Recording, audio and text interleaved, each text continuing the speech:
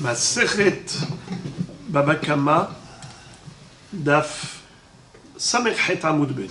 On va commencer au tiers de la page. La Gemara, on a déjà vu ce sujet à propos de Yehush Kone. Leachar Yehush Maï. Rabbi Yochanan Amar Hayav, Verish Lakish Amar Patour. La Gemara nous cite une mahloket entre Rabbi Yochanan et Rish Lakish à propos du din de Arba'a Vahamisha. Lorsqu'un voleur a fait la shrita du bœuf ou de l'agneau, la Torah le condamne à payer le quadruple pour l'agneau, le quintuple pour le taureau.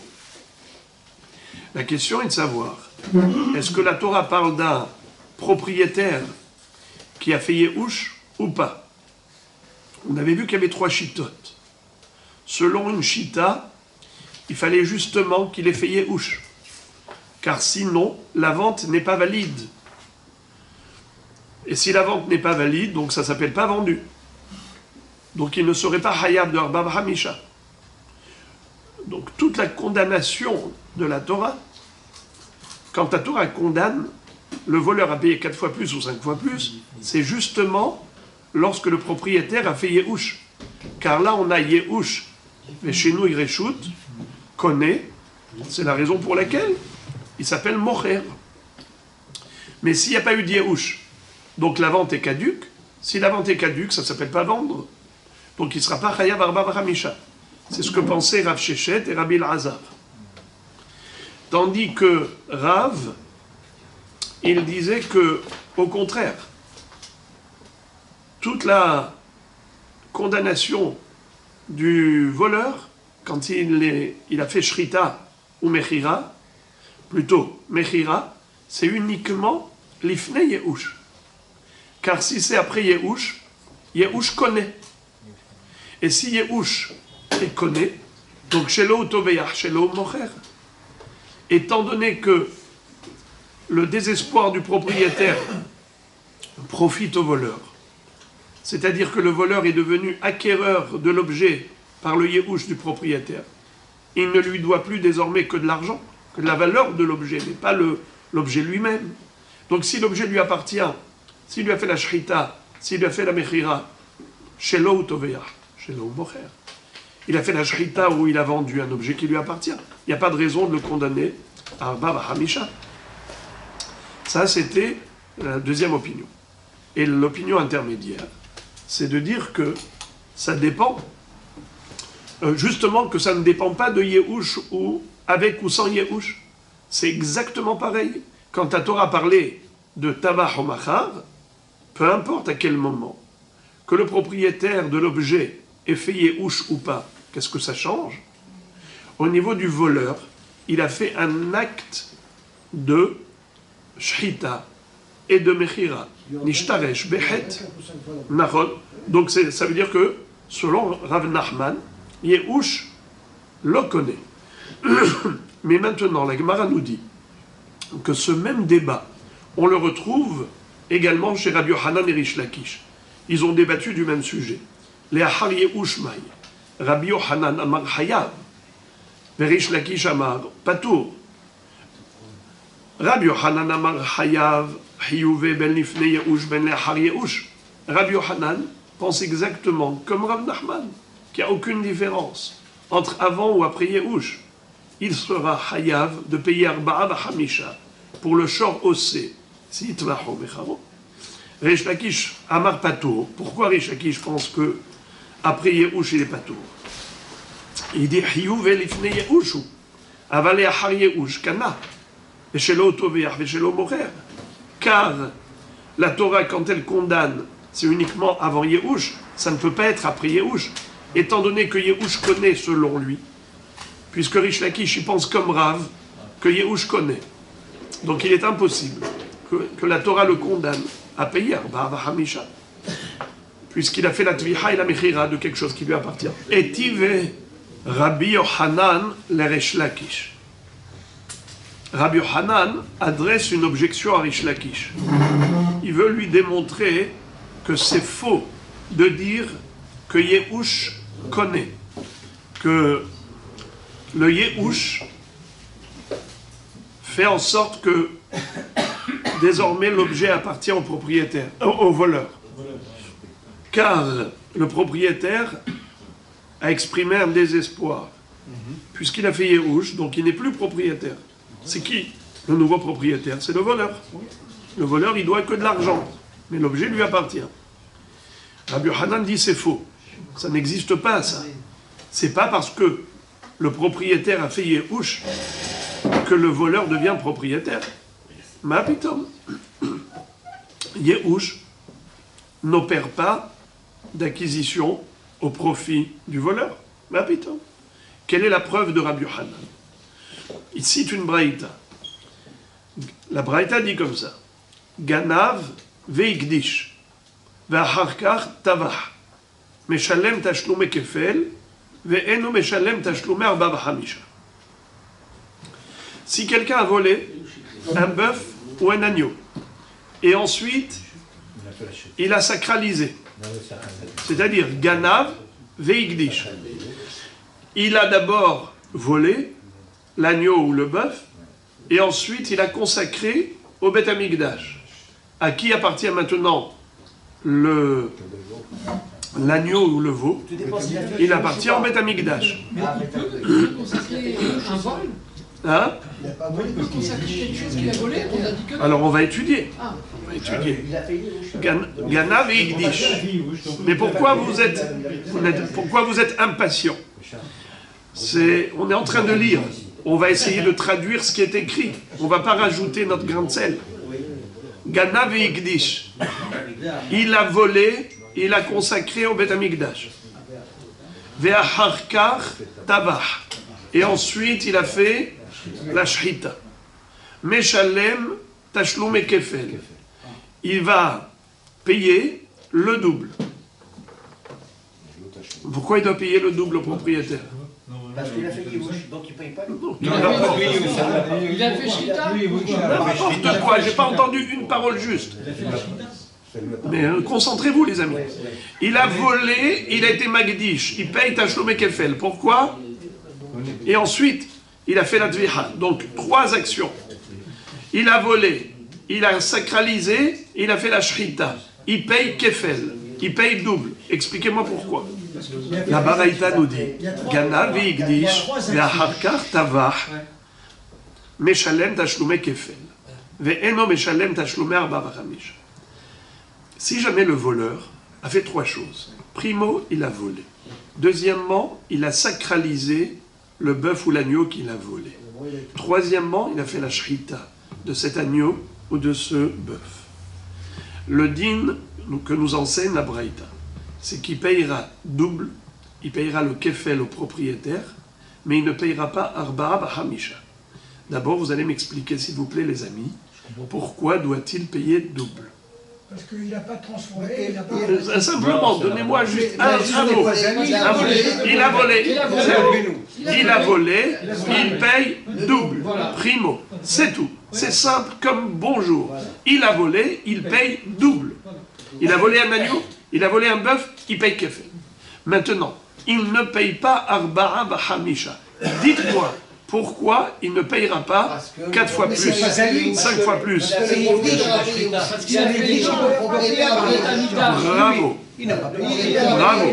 Comme il a été makdish, alors il ne payera pas arba'a b'chamisha. Pourquoi ne dirait-on pas que maintenant il a volé le Ekdesh? Comment?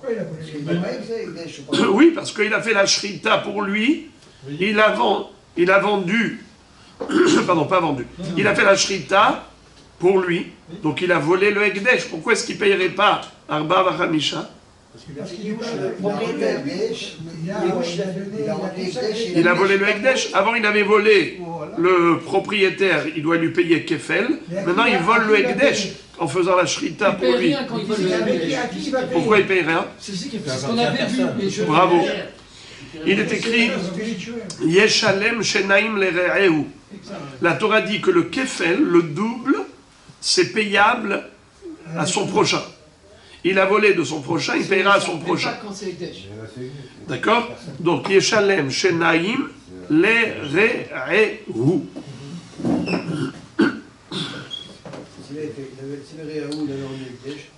dire les Re'eu Un être à humain, son prochain, un être humain.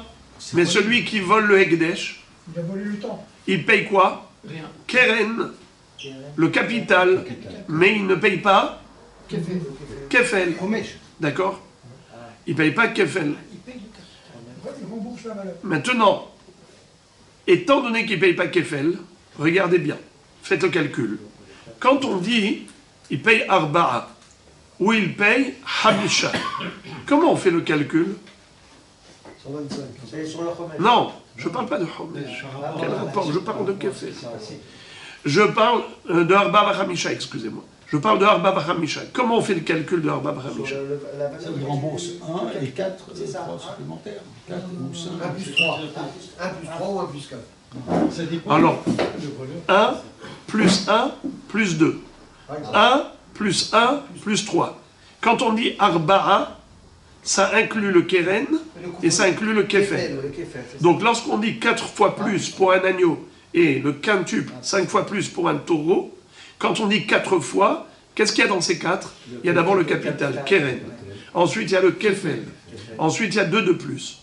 La pénalité par rapport à la vente ou la shrita. D'accord? Ça c'est pour un agneau. Pour un taureau, on a 5.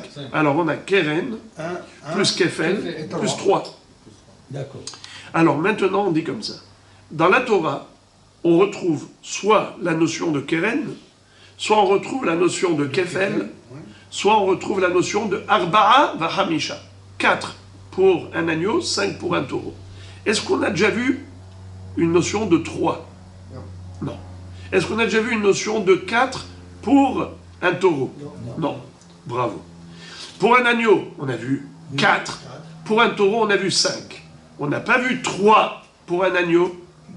On n'a pas vu 4 pour un taureau. Alors regardez, si on dit que pour le Kefel, la Torah parlait de Re'eu, de son ami, de son prochain, un être humain. Yeshalem Shenaim les Re'eu. Il payera double à son prochain. Sous-entendu que le Kefel, bravo, le double c'est le Kefel. Kefel c'est le double. Le numéro 2, il y a le Keren, le capital. Ça, c'est numéro 1. Premier paiement. Paiement du double, c'est quoi? C'est encore comme le capital. L'équivalent du capital, ça s'appelle le double. D'accord? Le Kefel. Ce Kefel-là, est-ce qu'il existe pour quelqu'un qui vole du Beth Amikdash? Non. Car la Torah dit, Eshalem Shenaim, les Re'eu. Les Re'eu velo la Ekdesh. Donc, si j'enlève le paiement, la pénalité 2, j'enlève le kefel, je fais tomber. Alors, qu'est-ce qui peut me rester maintenant après, dans Tavach ou Machar? De 4, j'enlève 1. Qu'est-ce qui reste? 3. De 5, j'enlève 1. Qu'est-ce qui me reste? 4. La Torah n'a jamais parlé de 3 et de 4. La Torah a toujours parlé de 4 et de 5. 4 pour un bœuf, 5 pour un taureau. Il n'y a pas de 3 pour un... Qu'est-ce que j'ai raconté? 4 pour un agneau et 5 pour un bœuf. Alors, le 4 pour un agneau et 5 pour un taureau, ça n'existe pas autrement. Il n'y a pas de 3 pour un agneau et de 4 pour un taureau, ça n'existe pas. Alors, si le kefel, il ne le paye pas, c'est ce que ça va me donner. Ça va me donner du 3 et 4. Ça ne va pas me donner du 4 et 5, puisque le kefel est tombé à l'eau. Alors, c'est la raison pour laquelle ça n'existe pas de payer Arba'a Hamisha au Ekdesh. Pourquoi? Parce que s'il y a lieu de payer au Ekdesh, c'est Shlosha et Arba'a, et ça n'existe pas. Le Kefel est tombé à l'eau parce que la Torah dit Yeshalem Shenaim les Re'eu à son prochain et pas au Ekdesh. Et donc, s'il n'y a pas de Kefel, il n'y a forcément pas d'Arba'a Hamisha. C'est pour ça que la Braïta va nous dire Gana ve'igdish ve'hakartavach. Le bonhomme a d'abord volé, ensuite il a sacralisé, ensuite il a fait la shrita. Mais Shalem Tashlume Kefel, il payera Tashlume Kefel à qui? À qui? Au propriétaire, puisqu'il a volé. Veno Meshalem Tashlume Arba'a Hamisha, il payera pas Arba'a Hamisha. À qui il payera pas Arba'a Hamisha? Au propriétaire, c'est sûr que non. Pourquoi?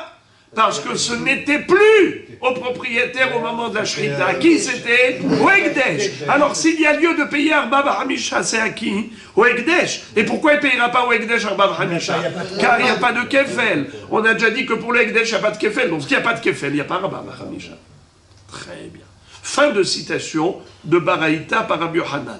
Maintenant, Rabbi Yochanan analyse cette Baraïta pour adresser une objection à Resh Lakish. Regardez l'analyse. Emat. À quel moment le bonhomme, à quel moment le voleur a opéré? Est-ce que le voleur a opéré avant Yehush ou après Yehush? Elima lifne Yehush mikadosh.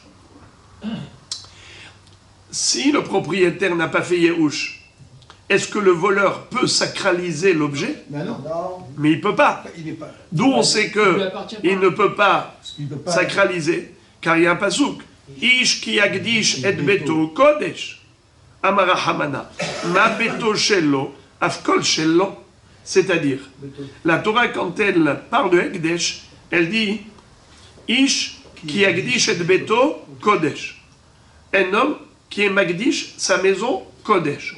Pour dire que la référence, c'est Beto. Beto, sa maison.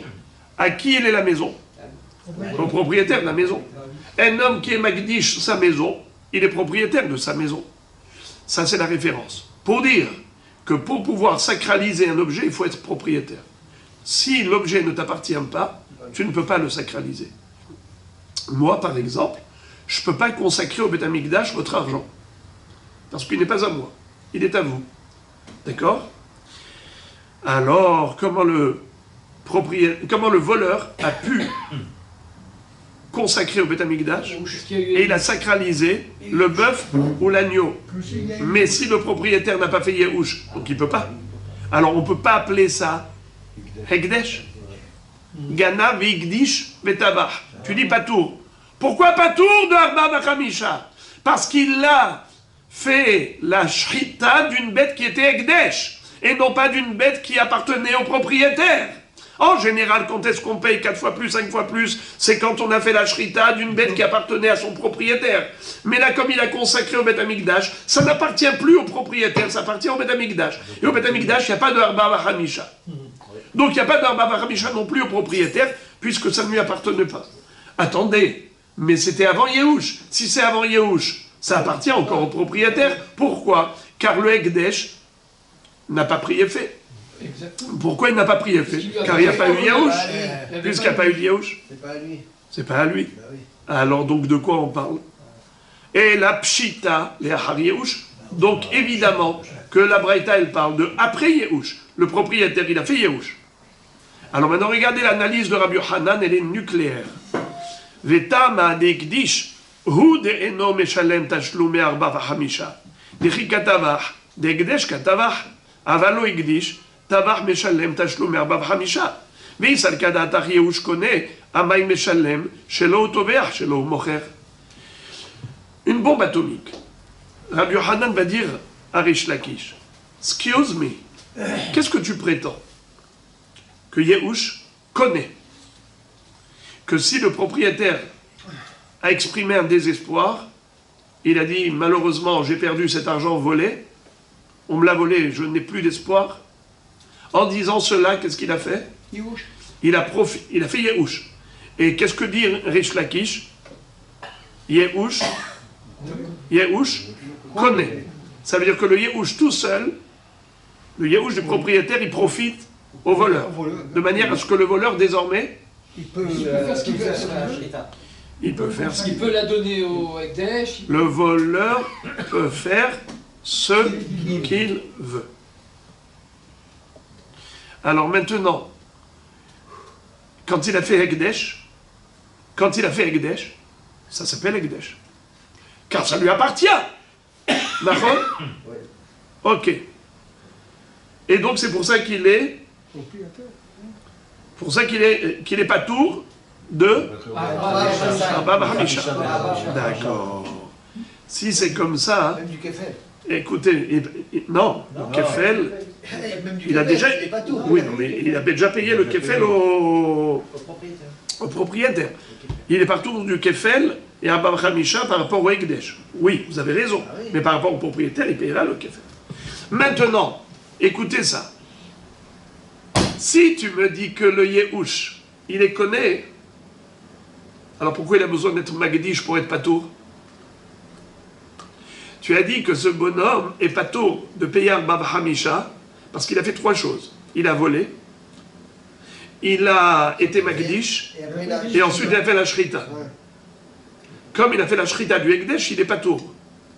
Sous-entendu que si le bœuf ou l'agneau n'était pas Ekdesh, il serait Hayab. Combien il paierait? Arba'a Bahamisha.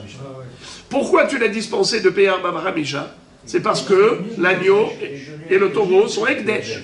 Sous-entendu que si ce n'était pas Ekdesh, il aurait dû payer Arba'a Bahamisha. À qui il aurait dû payer Arba'a Bahamisha? Au propriétaire. Mais tu as dit que Yehush connaît. Ah, ouais. Donc c'est une preuve que Yehush n'est pas connu. Rabbi Yochanan dit, selon moi, Yehush le connaît. Et puisque Yehush le connaît, alors en effet, quand il a été Magdish, et ça s'appelle Ekdesh. Le problème, c'est quoi, Rabotai? Posé une question. Il ne peut pas être Ekdesh puisqu'il n'est pas propriétaire. D'accord. Alors, d'une manière ou d'une autre, il y a un problème. Oui. Pour Rish Lakish, il y a un problème. Mais même pour Rabbi Yochanan, il y a un problème. On vient de poser une couchia bombardesque à Rish Lakish en lui disant, mais pourquoi est-ce qu'on a besoin de Hikdish pour le rendre patour de Arba Bachamisha? Mais selon toi, il devrait être patour de Arba Bachamisha, même sans Ekdesh. Parce que lui, Puisque toi, Rish Lakish, a dit, Yehush connaît. Alors, maintenant, venez, on va se retourner contre Rabbi Yochanan. On va lui dire, et toi, Rabbi Yochanan, est-ce que tu peux expliquer cette braïta? Qu'est-ce que tu dis, que Yehush le connaît? Si Yehush le connaît, alors comment il a été Magdish? Ah, oui, c'est le il peut avec Dish, ouais, ça ne marche pas. Ça ne marche pas, donc il peut pas. Quand tu vends, il n'y a pas payé où, la vente n'est pas valable. Alors regardez, Amarle, Hachamim Yaskinan, Kegon Shigdishu Be'alim Biyad Ganav. Qu'est-ce que ça veut dire? En fait, le Rish Lakish, il tire son épingle du jeu. Comment? Il dit, tu veux savoir, Ganav, Veigdish, Vetavach, tu veux savoir qui est-ce qui a été Magdish? C'est pas le voleur, c'est le propriétaire. Ah, là, c'est Mais comment il peut consacrer quelque chose qu'il n'a pas? Non, il a Alors, la Gemara dit, Omi Kadosh, Déjà consacré. Ve'amar Rabbi Yochanan Gazal velo nitia shua be'alim shnehem enam yicholim le'akdish ze lefi sheno shelo ve ze lefi sheno birshuto. Il n'a pas fait où? Ça veut dire que, qu'est-ce que disait Rish Lakish, qu'on parle bémet de avant Yehush, Il avait fait Ekdesh. d'accord? Et qui est-ce qui a fait Ekdesh? C'est le propriétaire. Donc, La Gemara dit, mais ça marche pas, car même ça marche pas. Comment le propriétaire, il peut le rendre Ekdesh? Mais il n'est pas chez lui, il est chez le voleur. Et qu'est-ce que nous dit Rabbi Yochanan? Ve'amar Rabbi Yochanan, et certainement même Rish Lakish est d'accord avec lui. Gazal velo nitia shua be'alim shnehem enam yicholim le'akdisho. C'est pas à eux? Ze lefi sheno shelo ve ze lefi sheno birshuto. C'est-à-dire, bravo, pour qu'un objet qui nous appartient puisse être consacré au Beth Amikdash, il faut primo qu'il nous appartienne, secondo qu'il soit accessible, qu'il soit dans notre domaine, qu'on puisse l'utiliser. Mais si quelqu'un s'est fait voler, alors, et il n'a pas encore fait Yehush, aucun ne peut le sacraliser. Ni le propriétaire, ni le voleur. Pourquoi pas le propriétaire? Parce qu'il n'est pas chez lui. Parce qu'il n'est pas chez lui. Et pourquoi pas le voleur? Parce que ça ne lui appartient pas.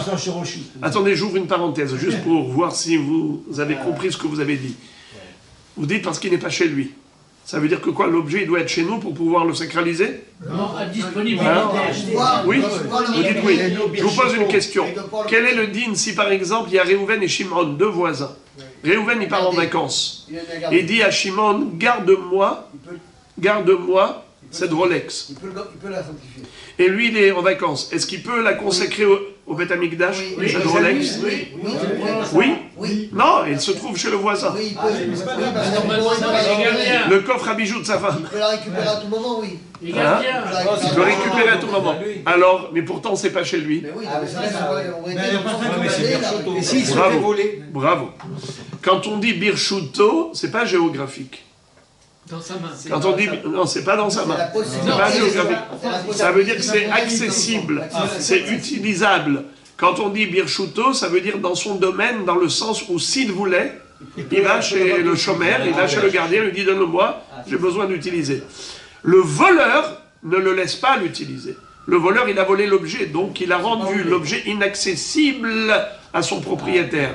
Étant donné que le propriétaire ne peut pas utiliser l'objet qui est chez le voleur, ça s'appelle qu'il n'est pas dans son domaine. On dit que tu lui appartiens toujours au propriétaire. Il lui appartient, mais il n'est pas dans son domaine. Ça veut dire qu'il ne peut pas l'utiliser. Alors quand il le donne à garder à son voisin, Il peut l'utiliser. alors. Il peut l'utiliser. Vous savez pourquoi? Parce que le gardien, il garde pour le propriétaire. Et le voleur, Il peut même être le voleur, il charia. garde pour lui. Mais le voleur, il prend pour lui, Bah pas oui. pour le propriétaire. Il peut même être charia. À tel point même, vous savez quoi? Quand un gardien garde un objet pour le propriétaire, on considère que l'emplacement de l'objet est comme loué au propriétaire, est comme prêté au propriétaire. Pas seulement qu'il garde pour lui, mais même l'espace où il a déposé l'objet de son voisin, c'est comme s'il a prêté l'espace à son voisin. C'est comme carrément le domaine de son voisin. C'est que le voleur qui empêche l'utilisation de l'objet. C'est lui qui prive le propriétaire de l'utilisation de son objet. Donc il n'est plus dans le domaine du propriétaire. C'est la raison pour laquelle il ne peut pas le sacraliser. Ni le propriétaire, ni le voleur ne peuvent consacrer au Ekdesh un objet. Pourquoi? C'est pas Shelo du voleur et c'est pas Birshuto du propriétaire. Alors la Gemara, quand elle cite ces paroles de Rabbi Yochanan, elle prend ça comme argent comptant. Comme quoi Rish Lakish, c'est sûr qu'il est d'accord avec cette halakha. Et par conséquent, la question se pose. Si c'est ainsi, qu'est-ce qu'on a gagné? Comment Rish Lakish il a tiré son épingle du jeu? Il a dit, tu veux savoir, c'est qui a été Magdish, le taureau ou l'agneau? C'est pas le voleur, c'est le propriétaire. Mais même le propriétaire, il ne peut pas être Magdish, car il n'est plus dans son domaine. Alors, Le vol ou avant le vol? C'était peut-être avant le vol. Il a dit avant le vol ou non, après le vol? après le vol. Ganav, Igdish, Tavah.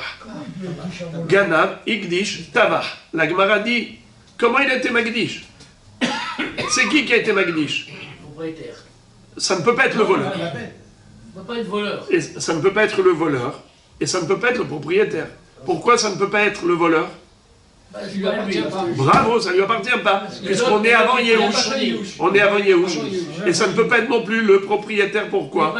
Parce qu'il n'est pas dans son domaine. Alors, comment on peut parler de Hikdish? Puisque c'est ni le voleur, ni le propriétaire. Alors comment tu comprends la Braïta? Obligatoirement, il y avait Il y a eu Yehush, alors on n'a pas besoin de Hikdish pour être patour de Rabba Hamisha. C'est ça la couchia de Rabbi Yochanan. S'il a fait Yehush, pourquoi il a besoin d'être Magdish?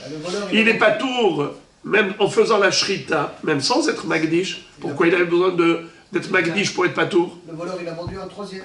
Le voleur, il a fini. S'il a fait Youch, le voleur, il peut faire ce qu'il Il y veut. a eu un troisième qui a acheté du voleur. On n'a pas parlé de troisième. Ah, on n'a pas parlé de troisième. Non, on a écrit Ganav et Tabach. On n'a pas dit Ganav, Machar et Tabach. Il n'y a pas les billes, il n'est pas là. Le droit d'inventer, non? Le droit de... La Gemara, de mettre une opinion. Amré, la Gemara donne une réponse. Hu de Amar Kitsnoim. C'est-à-dire, quand Rish Lakish avait répondu que c'est le propriétaire qui l'a sacralisé, et pourtant il n'est pas dans son reshoot, lui il pense comme Tsnoim. Qu'est-ce que ça veut dire Tsnoim? Ditnan, Hatsnoim. מניחים את המעות ואומרים כל הנלקט מזה יהיה מחולל על המעות האלו. Qu'est-ce que ça veut dire? Il est écrit à propos des tsnoim. C'est quoi tsnoim? Tsnoim, ça veut dire des gens qui sont hasidim, n'est-ce pas? Des gens tsnoim, des gens discrets, ça veut dire des gens tzadikim, des ultra tzadikim, des supra hasidim. Qu'est-ce qu'ils font ceux-là? Ils savent qu'il y a des gens qui rentrent dans leur vignoble et ils mangent des raisins. Ils ne veulent pas que ces voleurs qui mangent des raisins sans permission mangent du non cachère. Alors ces raisins-là, pourquoi ils ne sont pas cachères? Parce que c'est de la 4e année. Les 3 premières années, les raisins, ils sont hors là. Ils sont interdits formellement. Donc là-bas, ils barricadent. donc inaccessible, personne ne peut prendre ses raisins. Il écrit dessus Orla. Mais la 4e année, quel est le din? Les fruits sont mangeables à Yerushalayim, car ils incarnent une dimension de sainteté. Si c'est trop lourd ou trop loin, on fait pidion, on transfère la kedusha des fruits sur de l'argent, et c'est cet argent qu'on va dépenser à Yerushalayim en achetant des produits alimentaires qu'on consommera là-bas. Mais les fruits d'ici, en dehors d'Yerushalayim, ça y est, ils ont été désacralisés. Comment ça s'appelle les fruits de la 4e année? Kerem Reva'i. C'est quoi Reva'i? 4e année. Imaginons des voleurs qui passent par là et ils cueillent des raisins. Et ils mangent des raisins. Ils cueillent des raisins, ils mangent des raisins. Imaginons, ces voleurs-là, qu'est-ce qu'ils font? Ils mangent quelque chose qui est interdit. Ils mangent du issour, car il faut manger ça à Yerushalayim. Non seulement qu'ils volent, mais en plus ils mangent du non-cachère, car ça se mange à Yerushalayim, ça. Alors écoutez ce que fait le propriétaire. Le propriétaire, c'est un tzaddik. Il dit, déjà, tout ce que les voleurs vont manger, je voudrais qu'ils mangent cachère. Alors je vais désacraliser les raisins qu'ils mangent. Mais comment tu peux désacraliser les raisins qu'il mange? Mais quand il a cueilli les raisins et les a volés, c'est déjà au voleur. Ça veut dire c'est déjà dans le réchout du voleur. Si c'est déjà dans le réchout du voleur, de la même façon qu'on ne peut pas sacraliser, ainsi on ne peut pas désacraliser ce qui n'est pas dans son réchout. Pour pouvoir consacrer un objet ou le désacraliser, il faut qu'il soit à nous et chez nous. Or ici, comme les passants voleurs qui cueillent des grappes de raisin, ils ont pris la grappe de raisin. Au moment où ils l'ont prise, la grappe pour la manger, ils l'ont déjà volée. Et maintenant, ce n'est plus dans le réchout du propriétaire. Alors, qu'est-ce qu'ils faisaient? Les tsnoïm, j'ai oublié de vous dire l'essentiel. L'essentiel, c'est ça. C'est que les tsnoïm, ils faisaient quelque chose d'ultra hassidique. Ils prenaient de l'argent chez eux à la maison. Et ils disaient que toute la kedusha qu'il y a dans ces raisins, que les voleurs ont volé, que cette kedusha, elle passe sur l'argent qui est ici. Donc se sont volés? Avant d'être volé. Quand le voleur a volé, il a cueilli la grappe, il a volé la grappe, eh bien que... Mais pourquoi vous n'écoutez pas? C'est vraiment dommage. Le voleur a volé, il a volé une grappe qui est kadosh. Maintenant, qu'est-ce que dit le propriétaire? Que la kedusha de la grappe de raisin qui est dans la main du voleur, qu'elle soit désacralisée, cette grappe, en faisant passer, en transférant la kedusha de la grappe sur l'argent qui est chez moi. C'est comme ça qu'il fait. Alors la question est de savoir comment est-ce qu'il peut, en effet, comment est-ce qu'il peut faire une désacralisation de raisins qui ne sont pas chez lui? Il peut le faire avant. C'est une sorte de hiouche. Alors écoutez, c'est dommage. Parce que si vous n'écoutez pas l'analyse de la Gemara, on ne comprendra pas. La Gemara répond comme ça. Elle dit, lui, Rish Lakish, il pense comme Tsnoïm, comme la fameuse Mishnah de Tsnoïm. Dites Nan. Comme il est écrit dans une Mishnah. Hatsnoïm, les tzadikim, les chassidim, manihim et amaot. Ils prennent de l'argent, ils la mettent de côté, chez eux. Ve'omrim, et ils disent, Kol anil kat misé, yemehullal, alamaot alalou. C'est-à-dire, tout ce que les voleurs ont cueilli d'ici, eh bien, que cette kedusha, elle passe ici. Ça veut dire que, en sacralisant l'argent, ils ont désacralisé les raisins. En désacralisant les raisins, ils ont sacralisé l'argent. Ça veut dire que sacraliser l'argent, ça s'appelle être magdish. Et on vient de dire que cette désacralisation des raisins qui se trouvent dans la main du voleur, ça marche. Mais comment ça peut marcher? Mais les raisins, ils sont inaccessibles pour lui, car le voleur, il a déjà pris les raisins. Alors comment il peut désacraliser des raisins qui sont dans la main du voleur? Alors la Gemara dit voilà, Resh Lakish, il dit comme Tsnoïm. Ça veut dire il s'appuie sur Tsnoïm. Resh Lakish dit moi, je suis posek la halacha, pas comme Rabbi Yochanan, qui exige 2 facteurs pour pouvoir sacraliser un objet. Primo, shelo, secondo, birshuto. D'accord? C'est... Je suis pas d'accord. Moi, je m'appuie sur une Mishnah. La Mishnah qui nous enseigne que les tznoim, c'est ce qu'il faisait. Donc, s'il faisait ça, ça veut dire que ils ne sont pas d'accord avec Rabbi Yochanan. Rabbi Yochanan, c'est un Émora, qui lui s'appuie sur je ne sais qui, mais moi, je m'appuie sur tznoim, sur la Mishnah de tznoim, qui clairement nous dit que les tznoim, ils désacralisaient des raisins qui n'étaient pas dans leur domaine, qui étaient déjà dans la main du voleur. Donc tu vois que ce n'est pas un problème de sacraliser un objet qui est dans la main du voleur. Alors voilà, donc j'ai bien répondu dans ma réponse. Quand j'ai dit que Ganav, Igdish, Vetavar, et Rabbi Yochanan lui a dit, mais comment, pourquoi on a besoin de Igdish? D'après toi, si on parle de Yehush, et on est obligé de parler de Yehush, parce que sinon, comment, si c'est sans Yehush, alors comment il a été Magdish? Comment... C'est le propriétaire qui a fait Magdish. Ah, alors il lui a répondu, c'est le propriétaire qui a été Magdish. On se base sur ce qu'on vient Alors de dire. bravo, il lui a dit c'est le propriétaire. Il lui a dit sur quoi il s'appuie? Eh bien sur Snorim. Sur ce rime. Alors la Gemara dit Ve'are Hazra Keren la Be'alim. Si c'est le propriétaire qui a fait la Gdasha, alors pourquoi il paye Kefel? Are Hazra Keren la Be'alim. Parce qu'il a volé. Qu'est-ce que ça veut dire? Il doit pas payer que Keren. Bravo! Parce qu'il avait dit Charles. Nous avons une règle. On est Hayav Kefel de payer le double que si l'objet a été attrapé dans la main du voleur. Oui.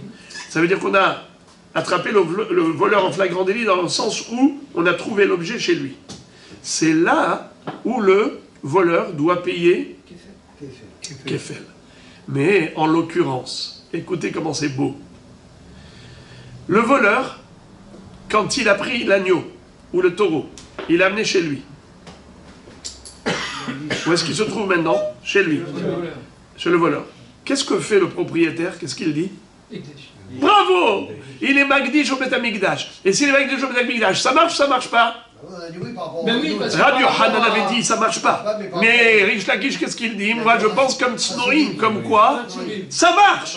Et donc, si ça marche, écoutez bien, Il doit plus que Hazra, Keren, la Be'alim, le capital est retourné à son propriétaire, puisque le propriétaire, il a rendu Ekdesh, ça veut dire qu'il a utilisé pour lui. C'est comme s'il a pris son taureau, il a donné au Bet Amikdash. Alors, pourquoi tu dis que le voleur, il doit payer le Kefel, mais le propriétaire, il en a fait ce qu'il voulait? Qu'est-ce qu'il a voulu en faire? Il a voulu le donner au Ekdesh, ben, c'est ce qu'il a fait. Donc, il n'y a pas de raison que le Ganav paye le Kefel. Quand est-ce que le Ganav paye le Kefel? C'est quand la police a trouvé l'objet chez qui? Chez le Ganav. Mais maintenant, l'objet, où est-ce qu'il est? Il est chez Hachem. L'objet, il est déjà appartenant au Bet Amikdash. Donc l'objet qui est chez le voleur n'est pas au voleur. L'objet qui est chez le voleur, il n'est pas chez le voleur, il est chez Hachem. C'est-à-dire, il est dans le domaine du Bet Amikdash, puisque le propriétaire l'a rendu Korban. Donc le voleur, il paye un truc. Donc le voleur ne devrait pas payer Kefel non plus. Pourquoi? Hazra Keren, la Be'alim, le capital est retourné à son propriétaire. Comment le capital est retourné à son propriétaire? Par télécommande, avec un rayon laser. Comment il a fait ça? Eh bien, il a fait que de là-bas, de là où il se trouve le propriétaire, il a utilisé l'agneau ou le taureau qui se trouve chez le voleur. Comment? Il dit, ce taureau ou cet agneau sont Ekdesh. Eh bien voilà. Le propriétaire, c'est comme s'il avait le taureau dans la main, il l'a amené au Bet Amikdash. Alors le voleur, il peut Alors pas- ça y est, le voleur ne devrait pas payer Kefel. Rien du Il tout. ne le sait même pas. Même pas Keren. Non, il doit donner au Bet Amikdash, Mais le non, parce Keren. qu'il a récupéré son bien. Mais il le sait pas. Et il doit le donner. Le propriétaire, il a récupéré son bien. Mais il le doit pas à lui, mais il le doit au Bet Amikdash. Mais comment il le Il doit sait? le donner. Il le doit au Bet Amikdash. Ah oui. Alors la Gemara dit, Kshe Amad Bedin. Tu veux savoir pourquoi est-ce qu'il paye Kefel? Parce que, en fait, c'est comme ça que ça a marché. C'est que d'abord, il y a eu vol. Écoutez ça. Après, il y a eu vol, Après, il a rendu Ekdesh. il y a eu jugement. Ah, Donc ça veut dire deux témoins qui ont dit qu'il a volé. Ensuite, il était Magdish. Le propriétaire était Magdish. Répétons. Et donc, quand il y a eu jugement, qu'est-ce qu'a dit le Beddin? Kefel. Kefel, bravo. Évidemment. Et ensuite, il y a eu Hekdesh. Donc maintenant, il lui doit le Kefel. Le Keren, il lui doit pas, parce que le Keren, c'est le Bet Amikdash. Il le doit au Bet Amikdash. Mais le Kefel, il lui doit. Alors la Gemara dit, Echidame, quand tu me dis ça, qu'il lui doit le Kefel, Echidame, Ide Amre Tseten Lo, Mai Iria Igdish, Afilu Lo Igdish Nami, Lo Le Haïbe. C'est-à-dire, si le Beddin, on dit, Tseten Lo, vas-y, donne-lui, tu es hayav de payer. Nachon, Tseten Lo, donne-lui. Alors, en effet, dans ce cas-là, on n'a pas besoin de Higdish. Étant donné que il lui a dit Tseten Lo,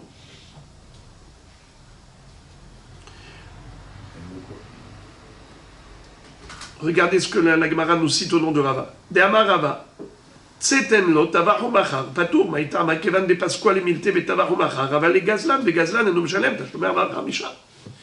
La Gemara s'étonne de cette réponse. Tu me dis, Cher Ahmad Bedin, il s'agit du cas où le bonhomme, d'abord, il a été condamné à payer Kefel, et ensuite, le propriétaire était Magdish. Et ensuite, il a été trouvé à Hemorer, et on dit que le Gana n'avait pas tour de payer Arba Bachamisha, car il a fait la shrita d'un objet qui est Ekdesh. Il n'y a pas de Arba Bachamisha vis-à-vis du Ekdesh. Ok, la Gemara analyse ce sujet pour réfuter cette réponse. C'est impossible de dire ça. Pourquoi? Echidami, de quoi on parle? Ide Amre Tseten Lo, si les Dayanim, non seulement qu'ils ont prononcé le verdict, mais lors du verdict, ils l'ont condamné à payer. C'était pas juste une théorie, c'était dans la pratique. Ils lui ont dit Tseten Lo, vas-y, tu lui payes le kefel, monsieur voleur. Parce qu'il s'est fait attraper par deux Edim qui sont venus témoigner. On l'a jugé, on l'a condamné à payer kefel. Et le Bedin ont dit Tseten Lo, vas-y maintenant, tu lui rends son agneau, tu lui rends son taureau et tu payes en plus une majoration, une pénalité, tu payes le double. D'accord? Alors, dans ce cas-là, dans ce cas-là, pourquoi la Mishnah a dit, plutôt la Braïta a dit qu'il n'est pas tour de payer Arba Bachamisha s'il a été Magdish? Qu'est-ce qu'on a besoin de cette phase intermédiaire? Ganav, Igdish, Tavah Umacha. Tavah. Ganav, Igdish, Tavah. Le voleur a volé. Ensuite, il a été condamné à rendre, à restituer l'agneau à son propriétaire. À ce moment-là, le propriétaire a fait Ekdesh. Et ensuite, le voleur a fait Shrita. Et là, on dit que le voleur qui a fait Shrita de cet agneau Ekdesh, il n'est pas tour de Arba Bachamisha. Agneau, taureau, pas tour de Arba Bachamisha. Mais qu'est-ce que tu as besoin de cette phase intermédiaire de Ekdish? Même sans cela, il devrait être pas tour de Arba Bachamisha. Pourquoi? La Gemara dit quelque chose d'ingénieux. Incroyablement ingénieux. Elle dit Afilu lo Ekdish nami lo le hayve de Amarava Tseten Lo Tavaro Bachar Patour Maïtama Kevan de Pasquale Milte de Tavaro Bachar Avale Gazlan de Gazlan et no Meshalem Tashlumer Arba Bachamisha. Car étant donné que le Beddin l'a condamné au voleur à restituer en disant Tenlo, tu sors du Beddin, tu vas lui rendre son taureau ou son agneau. À partir de ce moment-là, puisqu'il a été reconnu comme voleur, maintenant s'il fait quelque chose, par exemple, il va tuer la bête, il va le faire la tviha, n'est-ce pas? Ou mechira, ou bien il va la vendre. Est-ce que ça s'appelle un ganav ou un gazlan? Gazlan. Il n'est plus Ganav, il a été converti de Ganav en Gazlan. Comment? La différence entre Ganav et Gazlan, c'est quoi les amis? Bravo. Le Gazlan ne paye que Keren, alors que le Ganav, il paye Kefel. Ça n'existe pas de Kefel chez un Gazlan. Un voleur manifeste, un voleur en public, il ne paye pas Kefel. Et s'il ne paye pas Kefel, donc il ne paye pas Baba Hamisha non plus, bravo. Alors regardez comment la Gemara le dit, on va le lire. Kevan de Pasquale Miltee, puisque le Beddin a été possèque, un psakdin, et ils l'ont condamné, et ensuite malgré tout il s'est permis, ce voleur audacieux, il a fait la Tveha Mechira, Haval et Gazlan, donc désormment il ne s'appelle plus Ganav, clandestin, mais il est comme un voleur à l'arraché. Et Gazlan, Eno Meshalem, Tashlume, Arba'a, Hamisha. Et un Gazlan, il ne paye pas Arba'a, Hamisha, car un Gazlan ne paye jamais Kefel, donc s'il n'y a pas de Kefel, il n'y a pas Arba'a, Hamisha. Hayav atalitenlo. Rava continue en disant, si le Beddin n'ont pas dit tsetenlo, ils ont dit Hayav atalitenlo. Vous entendez les amis? C'est d'une subtilité vraiment exceptionnelle. Il y a une différence au niveau du délibéré. Quel est le verdict, la sentence du Beddin? Est-ce qu'ils l'ont dit de manière théorique ou ils l'ont dit de manière pratique? Est-ce qu'ils ont dit tsetenlo, sort va lui donner, ou bien ils lui ont dit Hayav atalitenlo, c'est-à-dire tu es condamnable, Hayav ata, dans le sens où ils n'ont pas dit clairement va, donne-lui. Alors dans ce cas-là, s'ils ont dit juste Hayav atalitenlo, tavahu machar meshalem tashlume Baba Hamisha, maitama kevan de lopsika milta arte ganavu. C'est-à-dire qu'étant donné qu'ils n'ont pas encore dit Tsetenlo, ils ont dit juste Hayav Ata, alors il a encore conservé son statut de Ganav. Il n'a pas encore le statut de Gazlan. Alors dans ce cas-là, il s'appelle Ganav. Et si il s'appelle Ganav, alors en effet, oui, il sera Hayav Baba Hamisha. L'Agmara dit, eh bien en effet, la tzricha d'amre le hayav atalitenlo. Eh bien, merci. Tu m'as donné l'élément de réponse. Il s'agit en effet du cas où ils n'ont pas dit tsetenlo. Ils ont dit hayav atalitenlo. Puisqu'ils ont dit hayav, donc normalement, il aurait dû être hayav arba'a hamisha. Comment est-ce qu'on l'a rendu patour? Qui est-ce qui peut me dire comment on l'a rendu patour? Il est passé de Gazlan à Ganav. Parce qu'il est passé de Hulin à Ekdesh. Ganav, Ekdish, Betavah, patour. Qui est-ce qui a été Magdish? Le propriétaire. Parce qu'on était avant Yehush. Donc le propriétaire nous dit Resh Lakish. Resh Lakish se maintient dans sa position où il veut absolument dire que Yehush connaît. Donc ici, toute l'histoire, c'est avant Yehush. Alors si c'est avant Yehush, comment il a pu être Magdish? Eh bien, il te dit, c'est pas lui qui a été Magdish, c'est pas le Ganav, c'est le propriétaire. Le propriétaire, il était Magdish. Pourquoi tu as besoin de dire ça? Eh bien, pour qu'il soit pas tour de Baba Hamisha. Quand il fait la shrita du Ekdesh, il ne paye pas Baba Hamisha. Alors là, il m'a dit, si c'est rien que pour le rendre pas tour de Baba Hamisha, tu n'as pas besoin de ça. Pourquoi? Par le simple fait quand il y a eu jugement.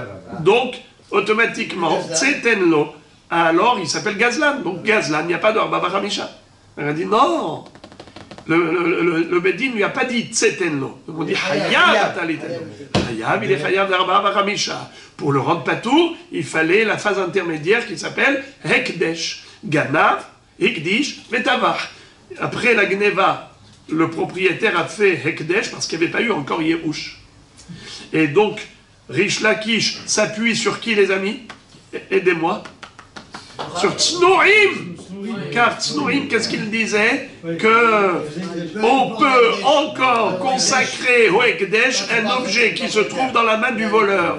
Le propriétaire a le droit d'être Magdish, un objet qui se trouve dans la main du voleur, bien que ce ne soit pas Birchuto.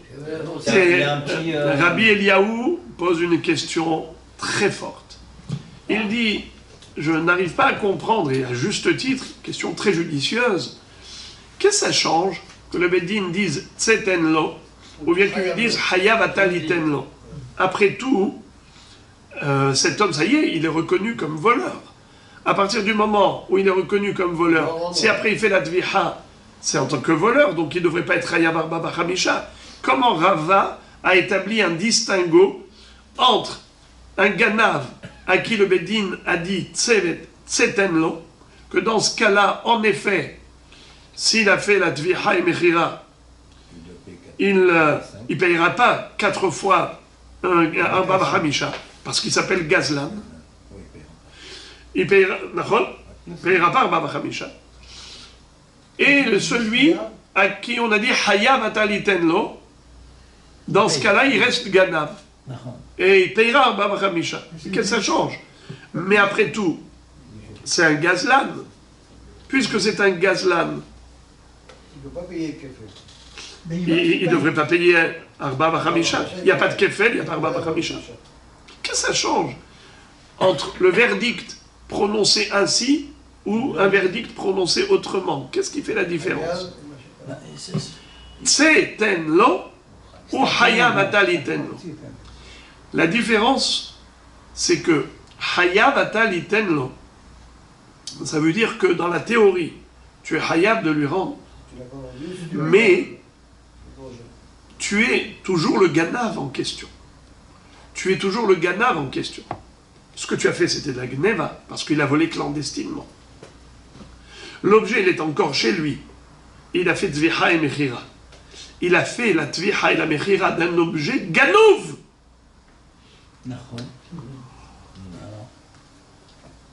D'un objet Ganouv. Car il était encore chez lui, c'est un objet Ganouv. Donc il doit payer Arba Bachamisha. S'il n'y avait pas eu le Hekdesh, eh bien il doit payer Arba Bachamisha. Mais si ils lui disent Tsetenlo, ça veut dire que comme si l'objet est déjà rendu. Écoutez ça. Prenez le temps de digérer. L'objet, Tsetenlo, l'objet est déjà rendu. Si l'objet est déjà rendu, c'est comme s'il est déjà chez le propriétaire. Alors maintenant, quand il va faire la shrita, ça veut dire il va prendre le taureau, il va faire la shrita, ça c'est déjà une nouvelle gzela. Maintenant c'est un nouveau vol. Mais ce nouveau vol, il est en flagrant délit. Il n'est pas clandestin. C'est un nouveau vol qui est manifeste. Si c'est manifeste, c'est pas Ganav, c'est un gazlan. Alors là, il ne peut pas y avoir un Arba Hamisha. Il y a 3 là. Il y a 3. C'est pour ça que, dans ce cas-là, on n'avait pas besoin de Higdish. Il ne serait pas tout de Arba Hamisha, même sans Higdish. Pourquoi on a eu besoin de comment on appelle ça, de la phase de Higdish, c'est parce qu'il lui avait dit Hayav atalitenlo. Puisqu'il lui avait dit juste Hayav atalitenlo, ils ne lui ont pas dit Tsetenlo. Donc, il y avait Tashloum et Kefel. S'il y avait Tashloum et Kefel, donc il y a Tashloum et Arba Bachamisha. Parce qu'ils ont dit juste Hayav atalitenlo. Il s'appelle encore Ganav. Donc c'est pour ça qu'on avait besoin de la phase de Higdish pour le dispenser de Arba Bachamisha.